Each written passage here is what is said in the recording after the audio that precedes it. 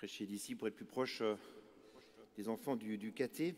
Nous avons eu la joie de travailler un petit peu cet évangile mercredi ensemble. Permettez-moi de commencer par une question. Pourquoi je vis? Pourquoi je suis sur terre? Est-ce qu'un enfant voudrait essayer de répondre à cette question? Chut, Louis, on t'a pas demandé. Est-ce que c'est possible ou pas, les enfants? Alors, quel est le sens de ma vie? Je voudrais répondre à cette question en disant, nous sommes faits pour aimer, pour nous laisser aimer. Nous sommes faits pour être en relation avec Dieu. Nous avons été créés pour ressembler à Jésus. Nous avons été créés parce que nous avons ce modèle et nous sommes invités à le regarder. Nous sommes faits pour le bonheur. Et pour réaliser cela, nous avons quelque chose d'important qui s'appelle notre intelligence. Pourquoi avons-nous un cerveau? Nous avons un cerveau pour comprendre tout cela d'abord. Comprendre que je puis être en relation avec Dieu, comprendre qu'il y a tout ce projet, comprendre tout cela. Donc j'ai un cerveau. Et ce cerveau, il m'aide à apprécier les choses, les gens, les situations. Mais malheureusement, mon intelligence, je peux m'en servir pour juger. Notre grand problème, c'est que nous jugeons très vite les gens, les choses, les situations. C'est même une maladie pour nous. Et Jésus nous dit dans cet évangile que nous ne sommes pas aptes à juger les autres. Nous n'avons pas à juger les autres. Un jugement, eh bien, il est réservé à Dieu. C'est lui seul qui est capable de sonder les cœurs, de connaître ce qui se cache derrière chaque situation, derrière une intention profonde. Et quand on réfléchit à cela, eh bien effectivement, dans notre manière de réagir, il y a bien des paramètres qui rentrent en compte. Quand je réagis avec mon caractère, avec mon expérience de vie, avec mes blessures, avec le milieu dans lequel j'ai grandi, avec mes motivations, avec mon éducation. Je vous donne un exemple. Il n'y a pas longtemps, j'ai mangé avec un jeune qui doit avoir ton âge et je trouvais qu'il tenait assez mal sa fourchette. Et puis même, il a mangé un peu avec ses doigts, il a léché l'assiette avec ses doigts et je n'ai pas pu m'empêcher, naturellement, de juger un petit peu, en disant, mais quand même, voilà, c'est peut-être pour manger autrement. Et pour sa défense, je dirais, mais est-ce que vous avez déjà été au McDo, au Quick ou au Burger King? Quand on mange un burger, un Big Mac ou des frites, est-ce qu'on est servi avec des couverts? Non, on mange avec nos mains, avec nos doigts. Donc peut-être que ce garçon avait l'habitude de manger dans un fast-food, souvent. Et peut-être que chez lui, en effet, de temps en temps, on peut lécher un peu les plats avec ce doigt. Enfin, je ne sais pas. Mais qui je suis, moi, pour juger la manière dont il mange, de son idée d'éducation par rapport à la mienne? Je vous donne un autre exemple. C'est un couple de fiancés qui m'a raconté cette histoire. Ils sont partis en voyage de noces, dans une très belle île. Et là, eh bien, c'était l'heure du repas. Et ils vont au restaurant, et puis le nouvel époux demande à son épouse, qu'est-ce que tu veux manger? Mais moi, j'ai pas très faim. Ah bon? Ben moi, j'ai faim. Donc, il s'est commandé un beau plateau de fruits de mer. Et quand le plateau de fruits de mer est arrivé, elle a vu ça. Et elle a commencé à picorer dedans.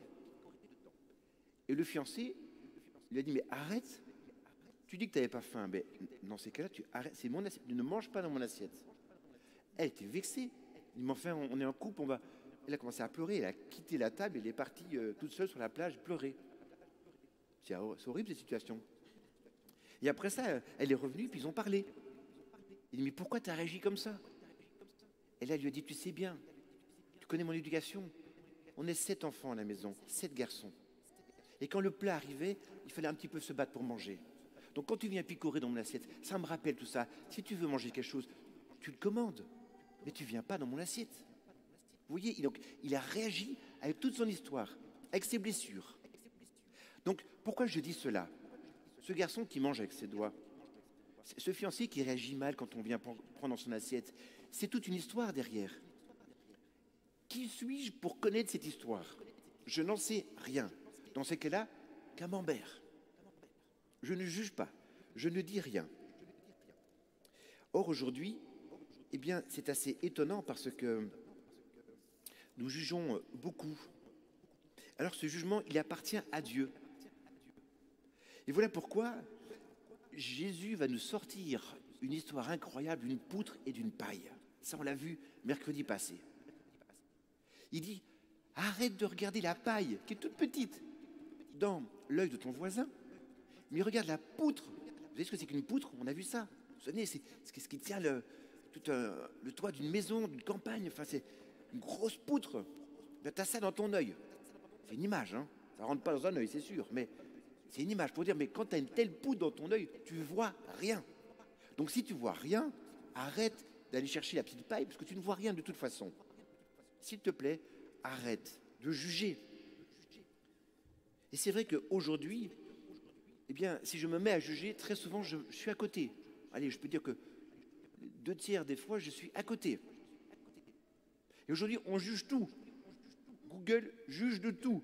On juge un hôtel, on juge un film, on juge un livre, on juge un spectacle, on juge un hôtel, on juge un restaurant, on juge un président. Bref, on juge même l'océan Atlantique. J'ai regardé 3,5 sur 10. Qu'est-ce que ça veut dire?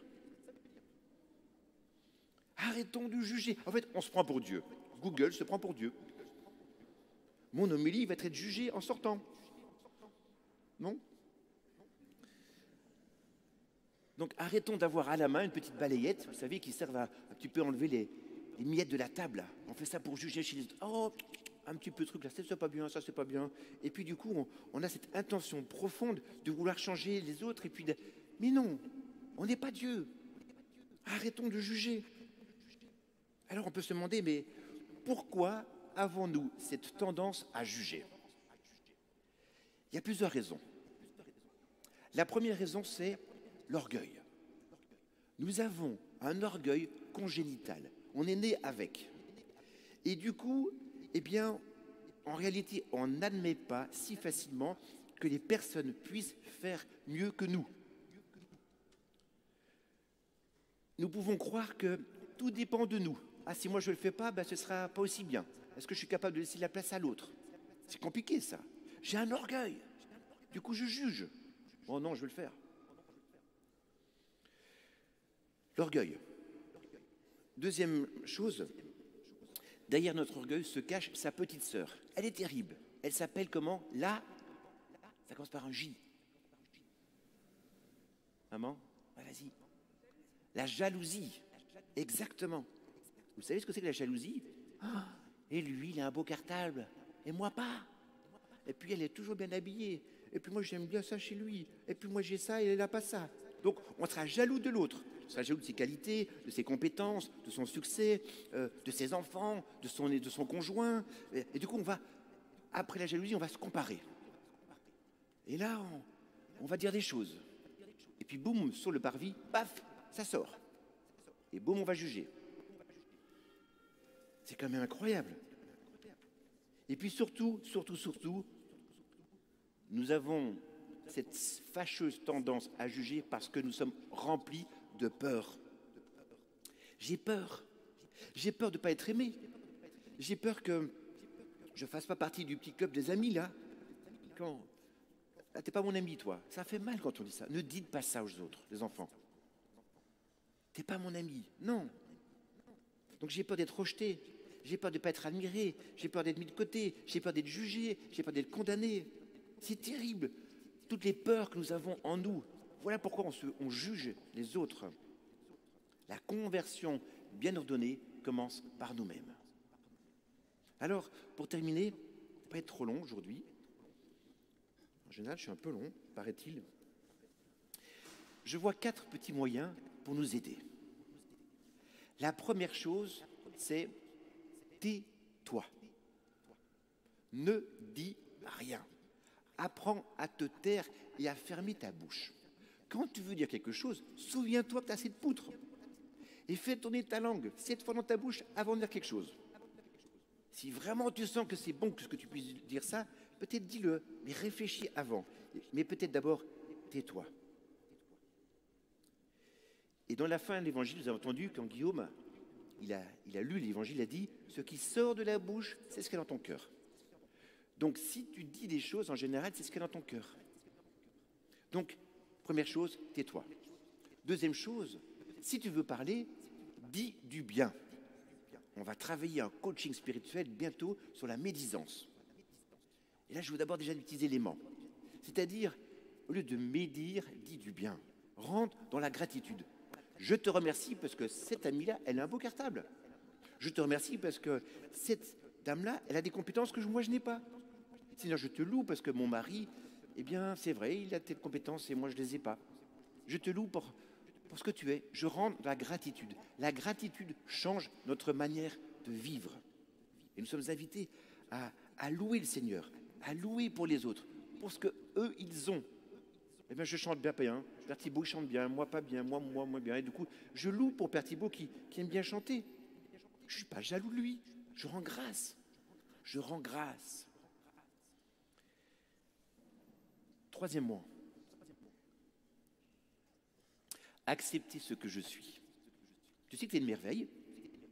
Tu es vraiment un gars super. Tu es une fille super. Tu as plein de choses que ta voisine n'a pas, que ta sœur n'a pas. Donc regarde la merveille que tu es. De nouveau, la gratitude. Accepte ton histoire. Accepte tes blessures. Accepte que c'est vrai que quand il y a un plateau qui arrivait, j'avais faim et je déteste qu'on aille chercher à manger chez moi, quand j'ai un plat. C'est drôle, quand je vais à table, de temps en temps, moi j'aime bien faire ça. J'aime bien picorer chez les autres aussi. Et certains me disent, ah non, attends, ton dessert, tu le gardes, tu ne vas pas prendre mon dessert. Hein. Quand on va au restaurant, par exemple. Je peux goûter? Ah non.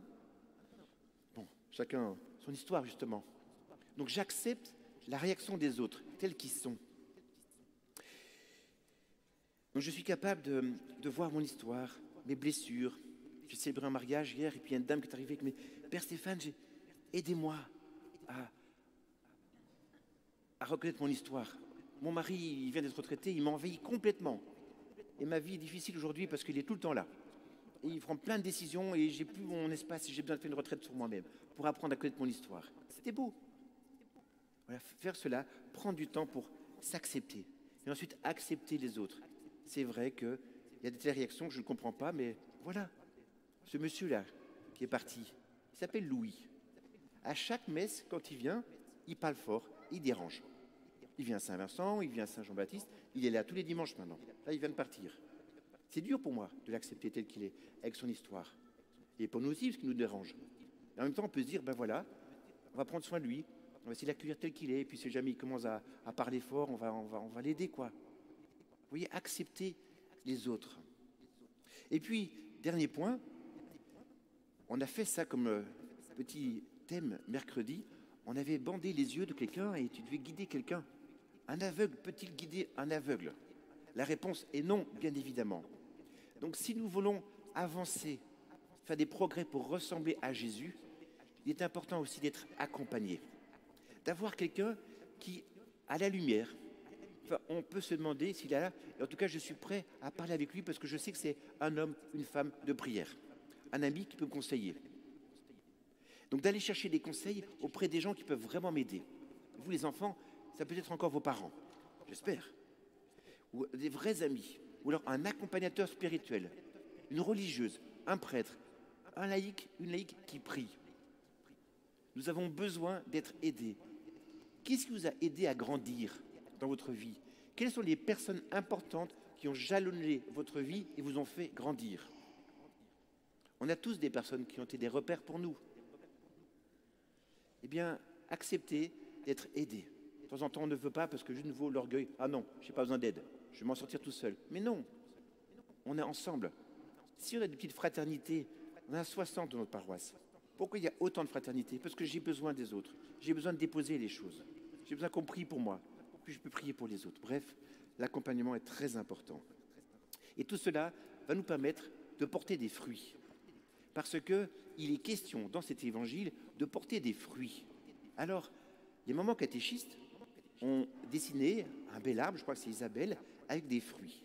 C'est vrai que pour ressembler à Jésus, pour vivre tout cela, eh bien, camembert, si je puis dire, on essaye de ne pas dire des choses des autres, accepter tout ce que je vous ai dit, et pour porter de beaux fruits. Alors à la place de ces fruits, ils ont mis des cœurs. Alors on va les écouter maintenant, ils vont nous montrer ce qu'ils ont fait comme démarche, comment ces fruits sont arrêtés des cœurs, et qu'est-ce que ça représente dans ce bel arbre de la vie. Je vous invite à me rejoindre